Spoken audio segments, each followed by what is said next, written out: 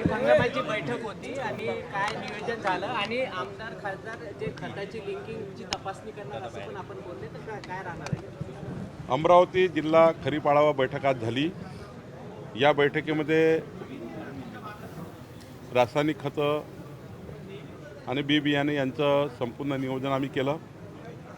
काही राज्य सरकारकडून अजून अमरावती जिल्ह्याला बी बियाणं आणि त्या ठिकाणी रासायनिक खतं लागणार आहेत, त्याची आम्ही पुरवठा करू।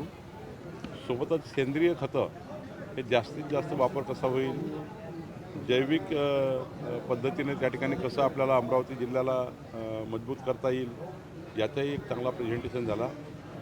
महात्मा ज्योतिबा फुले यांच्या 200व्या जयंती पर्वानिमित्त या ठिकाणी प्रत्येक शेतकऱ्यांनी जास्तीत जास्त सेंद्रिय खते कशी वापरावी याकरता प्रात्यक्षिकं तयार करणे, याकरता कार्यशाळा घेणे, पंजाबराव कृषी विद्यापीठाच्या माध्यमातून MOU तयार करून मोठ्या प्रमाणावर प्रोडक्टिव्हिटी वाढेल असा या ठिकाणी तंत्रज्ञान अवलंबणे याही विषयावर चर्चा झाली। जे बँका या अमरावतीमध्ये प्रायव्हेट बँका, नॅशनलाइज बँका या शेतकऱ्याला कर्ज वाटप करत नाही, त्यामुळं मागच्या वर्षी मोठ्या प्रमाणावर DCC बँकेने कर्ज वाटप केलं, जिल्हा बँकेने कर्ज वाटप केलं, पण प्रायव्हेट बँकांनी मात्र आडमुठाईपणा केली। आम्ही यावेळी सूचना दिलेल्या आहे की ज्या प्रायव्हेट बँका अमरावतीचं पाणी, रस्ता, वीज वापरतात, त्या बँका शेतकऱ्याला कर्ज येत नाही, त्यांना वेठीस धरतात, त्या बँकावर कारवाई करण्याच्या सूचना आम्ही या ठिकाणी जिल्हाधिकाऱ्यांना दिलेल्या आहेत। सोबतच या ठिकाणी पुढच्या काळामध्ये पीक विमा योजनेमध्ये ज्या अडचणी आलेल्या आहेत त्यामध्ये शेतकऱ्याला पीक विमा योजना मिळत नाही, त्याचाही विचार या ठिकाणी करण्यात आला। त्याच्याबद्दलचे मी परवा मुख्यमंत्र्याकडे बैठक आहे, त्या बैठकीमध्ये आम्ही मांडू। या ठिकाणी खरीपाचं नियोजन, कर्जाचं नियोजन, जलसंधारणाचं नियोजन, या जिल्ह्याची वॉटर स्टॅबिलिटी वाढली पाहिजे याचंही नियोजन आम्ही केलेलं आहे। आणि त्यामुळे मला असं वाटतं की या खरीप आढावा बैठकीमध्ये आमचे सर्व खासदार, आमदार यांनी बसून जिल्ह्याचं नियोजन जे केलं त्यातनं आम्हाला या ठिकाणी पुढच्या काळामध्ये हे नियोजन पुढच्या वर्षापर्यंत आम्हाला पूर्ण करायचं आहे। जे आमदार खासदार तुम्ही स्वतः तपासणी करणार आहे? मी दर्यापूरमध्ये आज गेलो असता, त्या ठिकाणी काही दुकानदार हे लिंकिंग करतात, म्हणजे युरियाच्या बॅगसोबत दुसरी प्रॉडक्ट घ्या तरच आम्ही युरिया देऊ, DAP सोबत दुसरं प्रॉडक्ट घ्या ज्या प्रॉडक्टची शेतकऱ्याला गरज नाही आहे, त्याचे पैसे वसूल करणे, म्हणजे ॲडिशनल प्रॉडक्ट विकणे, शेतकऱ्याला त्याची गरज नाही आहे। पण या कंपन्या या ठिकाणी इफको नावाची कंपनी या ठिकाणी करत आहेत, अजून कंपन्या करत आहेत, त्यांना आम्ही सांगितलं आणि आता मला कमिशनर ॲग्रिकल्चरनी सांगितलं की आम्ही या ठिकाणी कायदा आणतो आहे, नोटिफिकेशन काढतो आहे की लिंकिंग मटेरियल प्रोडक्ट हे दुकानातच ठेवायचे नाही, नाहीतर दुकानदाराचं दुकान सस्पेंड होईल। त्यामुळे अमरावती जिल्ह्यामध्ये ज्यांनी बोगस बियाणं, बोगस खतं, बोगस त्या ठिकाणी या ठिकाणी पणा करण्याचा प्रयत्न केला तर आमचं प्रशासन त्यांना गुन्हे दाखल करेल। फ्लाईंग स्क्वॉड आमचा रेडी झालेला आहे। ज्या कृषी केंद्रांनी लोकांना फसवण्याचा प्रयत्न केला, लिंकिंग करण्याचा प्रयत्न केला, त्यांच्यावरही आम्ही गुन्हे दाखल करू। सर, ज्या बँका शेतकऱ्यांना पीक कर्ज देणार नाही त्यांच्यावर गुन्हे दाखल करण्याचे आदेश तुम्ही जिल्हाधिकाऱ्यांना दिलेला आहे। मी सांगितलं मागच्या वर्षी काही गुन्हे दाखल झालेले आहेत त्या संदर्भात? यापूर्वी कुठलाही गुन्हा दाखल केला नाही, ते घाबरतात बँकावर गुन्हे दाखल करण्याकरता। पण माझी या ठिकाणी सूचना आहे की ज्या बँका शेतकऱ्याच्या आत्महत्येकरता जबाबदार आहेत, ज्या प्रायव्हेट बँका, नॅशनलाइज बँका या ठिकाणी बदमाशी करताय, 100% गुन्हे दाखल केले पाहिजे।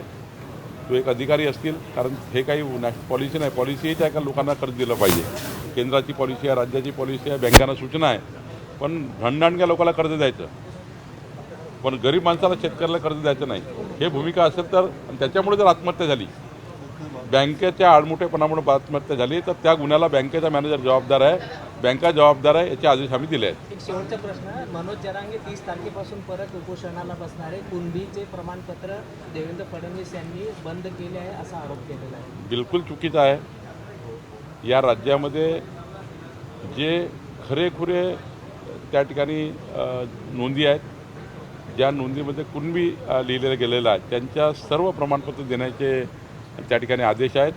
पण ज्या ठिकाणी खोडतोड केली गेली आहे, ज्या ठिकाणी ओव्हर रायटिंग केली गेली आहे, ज्या ठिकाणी काहीच पुरावा नाही, त्या ठिकाणी जे लोक मागतात त्यांना मिळणार नाही। पण मी मनोज जरांगेला आश्वस्त करतो आहे, त्यांना विनंती करतो आहे की असं आंदोलन करायची गरज नाही आहे। मी महसूल मंत्री म्हणून स्वतः लक्ष टाकतो आहे, मुख्यमंत्र्यांनी मला सूचना दिलेल्या आहेत की या ठिकाणी कुठल्याही व्यक्तीवर अन्याय होऊ नये, पण याचा अर्थ असा नाही की जबरदस्तीनं प्रमाणपत्र दिलं पाहिजे। प्रमाणपत्र देताना मात्र सर्व नियम तपासून द्यायचे आहे, एवढंच सूचना आहेत. कुणब्यांच्या आणि मराठ्यांच्या मुलांना सरकारला शिकू द्यायचं नाही असा देखील त्यांनी आरोप केला. मी तेच सांगतो की मनोज जरांगेजींनी असा गैरसमज करायची गरज नाही.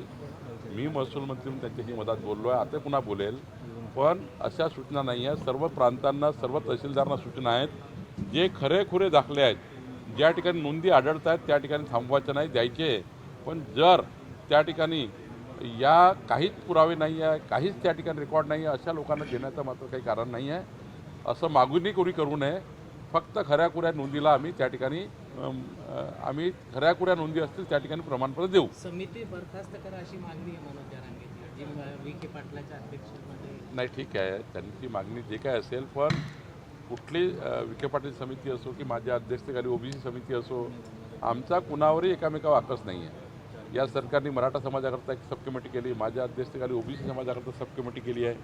त्यामुळं मला असं वाटतं की कुठल्याही समित्या या त्या समाजाचं जे काही प्रश्न ते सोडवण्याकरता आहे, आणि त्यामुळे विखे पाटील समिती योग्य काम करत आहे, माझी समिती योग्य काम करत आहे. दोन समाजामध्ये कुठल्याही कारणाने वितुष्ट तयार होऊ नये याची काळजी आम्ही घेतो आहे.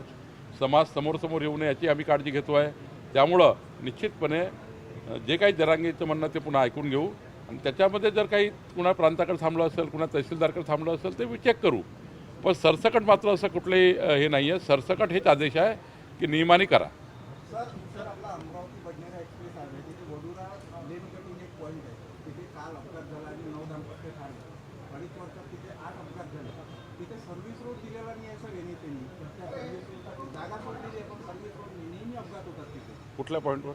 बडनेरा एक्सप्रेस आहे वडुरा लेन कटिंग पॉईंट. वडवळ लेन. मी आजच त्याची काळजी घेतो. अनेक ठिकाणी तोच प्रॉब्लेम आहे सर, जिथे जिथे त्यांनी लेट कटिंग केलेलं आहे रस्त्याचे नादुरुस्त आहे. मी त्याची एक बैठक घेऊन या सर्व विषयाला मार्गी लावतो.